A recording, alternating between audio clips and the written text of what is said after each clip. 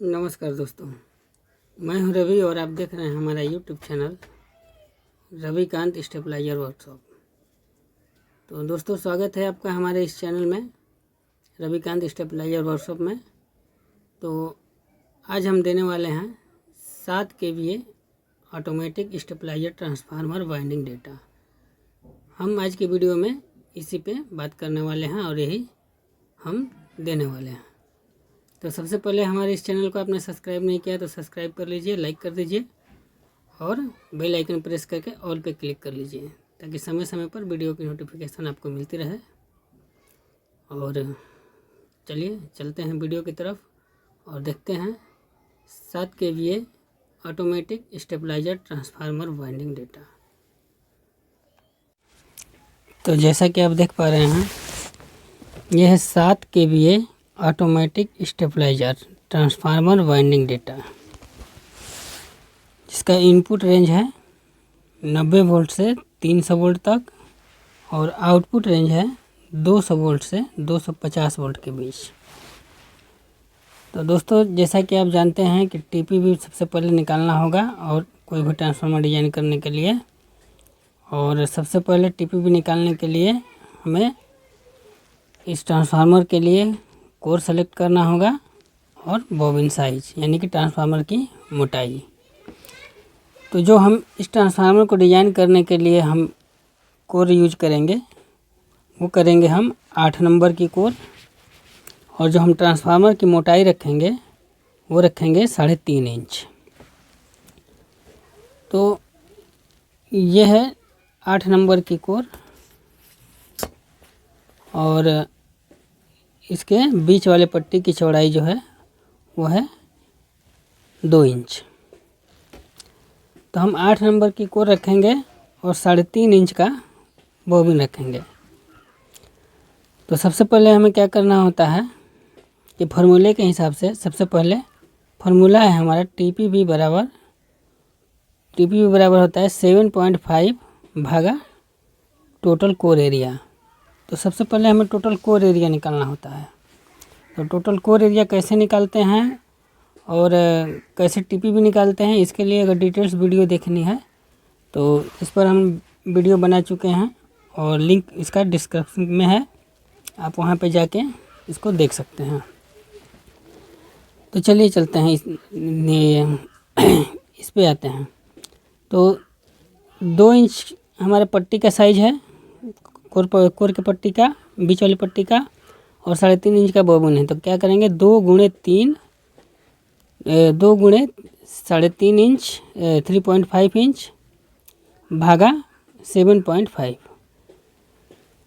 तो ये निकल के आ जाएगा 1.07। तो ये हमारा टीपी भी हुआ। तो 1.07 टीपी भी हुआ। तो अब आते हैं इसकी डिजाइन पे। तो देखिए 0 से शुरू करते हैं और 138 वोल्ट 68 वोल्ट इस तरह से कर देते हैं, दिखेगा।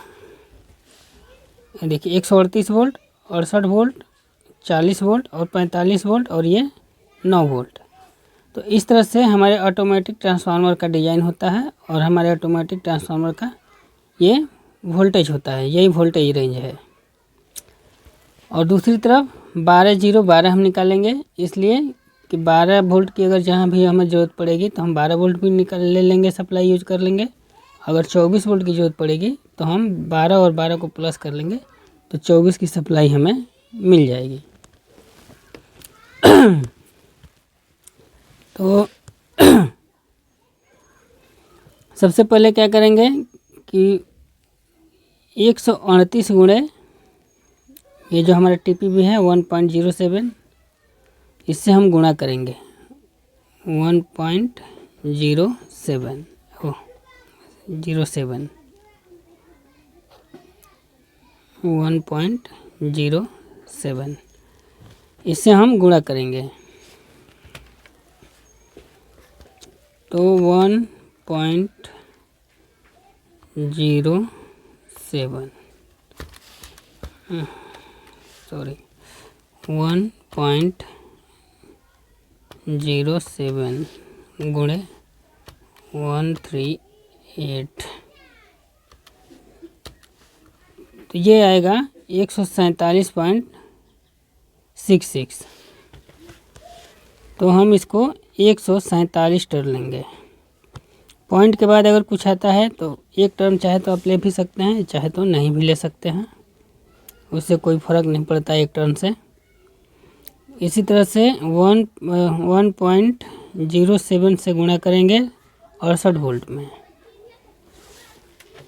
तो 68 वोल्ट में अगर गुणा करते हैं तो ये हो जाएगा 68 गुणे 1.07,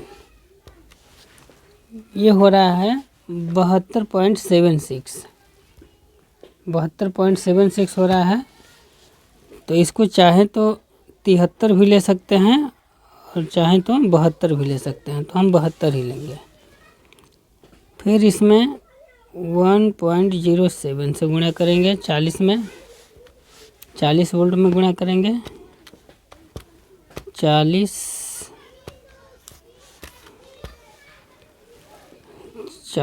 गुणे 1.07, ये आ रहा है 42.8 टर्न। तो इसको हम 42 टर्न लेंगे। फिर इसी तरह से 45 में गुणा करेंगे 1.07 से,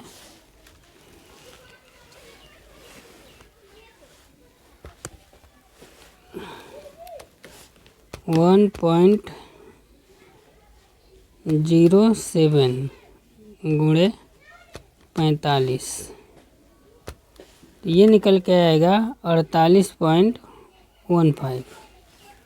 ये 48.15 है। तो हम इसको 48 टर्न लेंगे।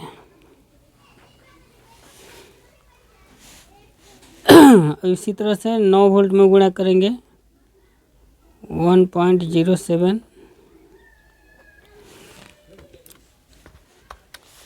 तो 9 गुणे 1.07, तो ये निकल के आएगा 96 टर्न, 9.63। तो 9.63 है, तो हम इसको 9 टर्न लेंगे, 9 टर्न।